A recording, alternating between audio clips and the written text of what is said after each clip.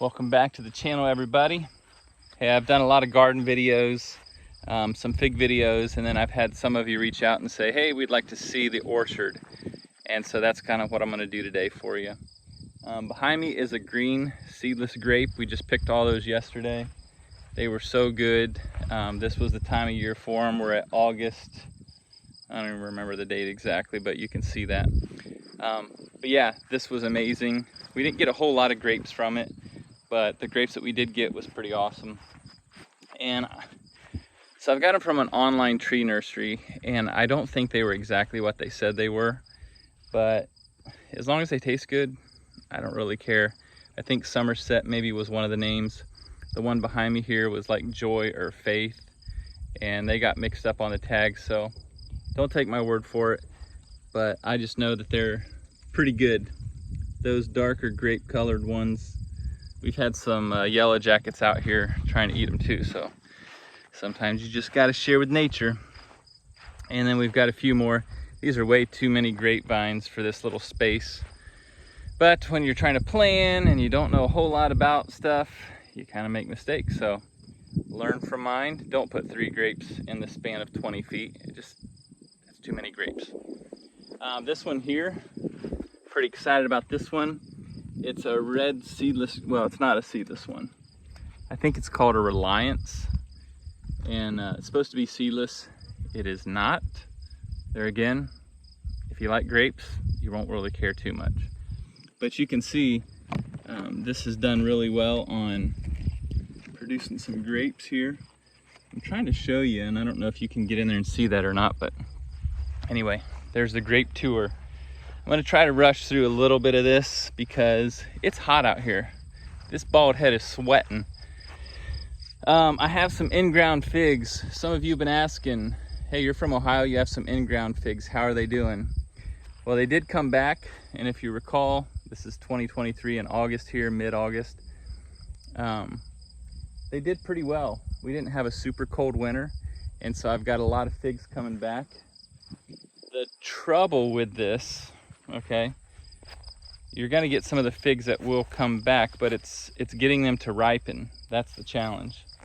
And so I think like a Hardy Chicago it ripens a little quicker. So you can see this thing has some fruit on it, but there again, will it ripen in time before the first frost? That's the question, and I don't know. Back here, check out the Italian 258. This one died all the way to the ground. So if you want to know, did your figs survive at all? They did not. But I only put down, straw, and that was literally it. I just didn't have time this year. We actually just dropped our oldest son off to college. Teardrop for mom. No, so did I. But yeah, things have been a little crazy. For those of you know, we've adopted a young lady, so we have a daughter now, and so there's 6 of us in the family, so things take priority, and figs didn't take that priority this year. So anyway, Italian 258, an incredible fig. Unfortunately, I won't get the fruit off of that, but I can take cuttings from it and then plant them and put them in 5-gallon buckets, and then I'll have some amazing fruit. If you don't have an Italian 258, it'd be worth getting you one. Check this out. Figs all came back in this row. I won't walk you down or we'll be here for 20-30 minutes. And the blueberries did incredibly well this year. They were amazing. I'm so glad that we have as many as we do. At some point when these fully mature, it is literally just going to be a hedge of blueberries, and there's going to be no complaints here from our family. I will show you this. Check out the peach trees. All right, look at this. This peach tree has done so well. I will say this. I planted some peach trees. If you're not sure what this one is, it's called a blushing star. It's supposed to have like a marbled colored look, almost like a cream, and then well, you know how a peach looks. So, but this one's supposed to have a marbled look on the outside. Probably still tastes like a peach, I'm assuming. But what was I saying? And this here is your Red Haven, a Red Haven peach. And these, oh, that's what I was telling you.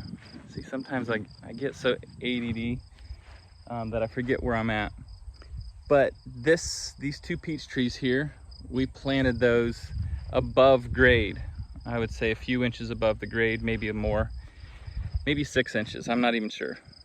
Probably 4. All right, I'm arguing with myself here on camera. It's kind of weird. So about 4 inches, I think. And it eventually settles, the tree settles once the soil starts to compact and get everything back to where it was. And I seriously think that that is key. That's why these peach trees have done so well compared to some of the other peaches. So what do I mean by that? Well, the other peach trees that I'm about to show you, get the finger out of the way. Let me just walk you over there so that we can kind of keep this the same here.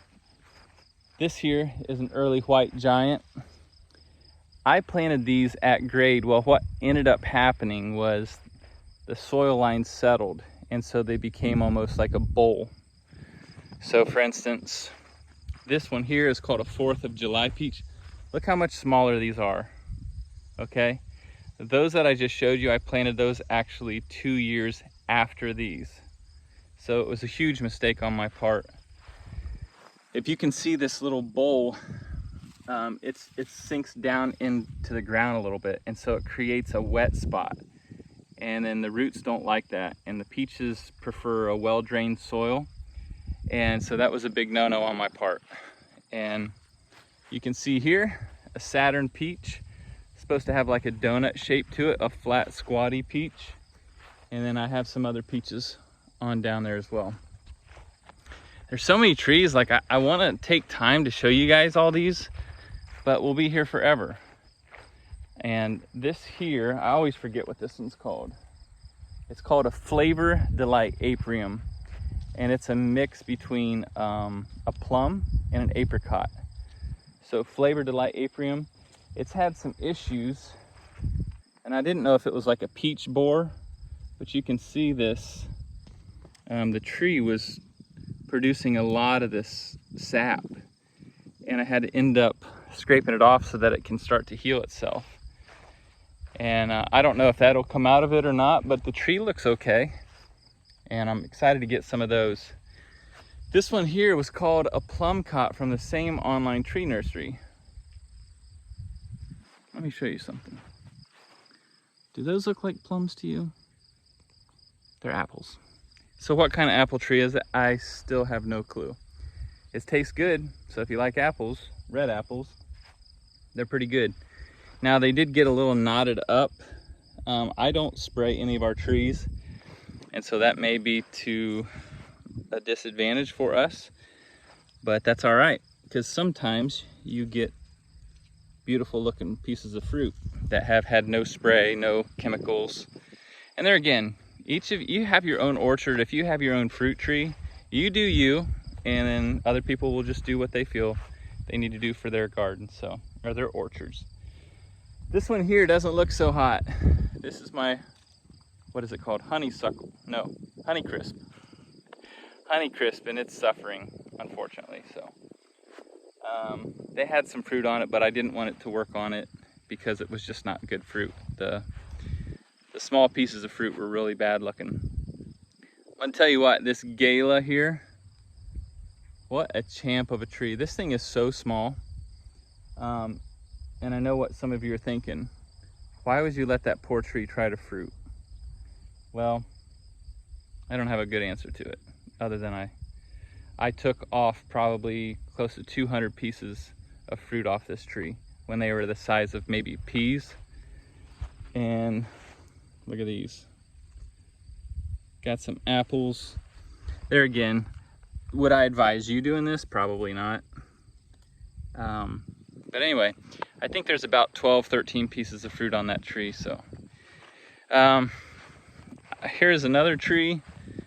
This is another one of the apricot slash, oh boy, that's not good. See, you want to spend time with your fruit trees. And what I did here was I had this tag on it, and it began to grow into the tree. Don't do that, okay? People are texting me as I'm doing a video here. This is a Flavor Supreme Pluot. And you can see I planted that back in 2021. This tree is doing really, really well. Still haven't had any fruit off of it, so I have no idea if it's any good or not. But like I say, what's the difference between the first one that I showed you and this one? One has more of a apricot to it, and I forget the percentages, and one has more of a plum. I believe the one at the end might have more of a plum, and then this one might have more of an apricot flavor to it. So we'll see. That's part of the experiment out here. Here is our pollinator for our pear trees. It's the Bartlett. We do have a fruit on it.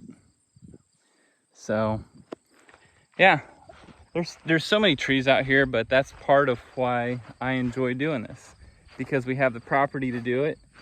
And listen, you don't have to be the greatest at everything. You plant them, you try to do your best, you take care of them, and I believe they'll reward you. You know, you'll have some fruits at the end of this. All the way down this stretch, lots of fig trees, all in grounds, all different kinds of varieties.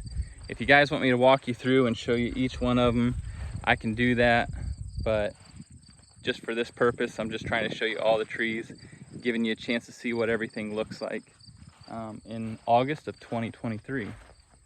This is a smaller pear. It's called like a sugar pear. It is called, what is this called? I always forget. It's a Seckel pear. So that Seckel pear had a lot of blooms, but nothing stayed on it. This is a Chijuro pear. It's an orangish, it's like an orange pear. This had so many blooms, like thousands of blooms, but nothing stayed because I think we had a late frost, and that probably played a part in it. Got another Bartlett pear, and this is a Starkling Delicious pear from Stark Brothers. Look at this. I wonder if those are getting ripe. So right there's some pears on it. Not a lot of them, but still kind of fun. Oh wow, I had no idea that was actually had a ripe fruit on it. Small but super good. Wow, what a bonus. Like I say, it's like a little kid being out here. You experiment with things, and whatever you find, sometimes you're happy with your finds, and today I am. Another apple tree. There again, Antique Orleans apple tree right here. And you can see it has some fruit. Not the best looking fruit, but so be it, right? Oh yeah, I gotta show you this too. Okay, so we threw our peaches and the seeds all to the chickens. So one of the peach trees was growing up out of the garden, and I thought, man, I just have a hard time. I have issues. I have a hard time throwing plants away.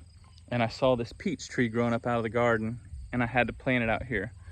This was last year, and this peach is looking amazing. I have no idea what kind it'll be. It'll be a mystery. But anyway, I'm excited for that one. Oh yeah, don't forget this one. This is a Santa Rosa plum.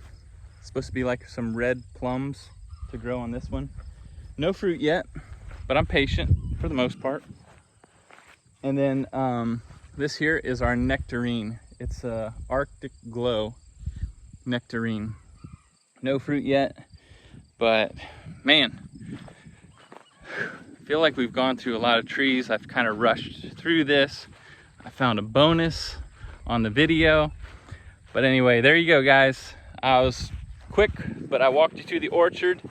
August 2023. It's been a great season. Looking forward to some more. So we'll catch you guys on another one. Have fun.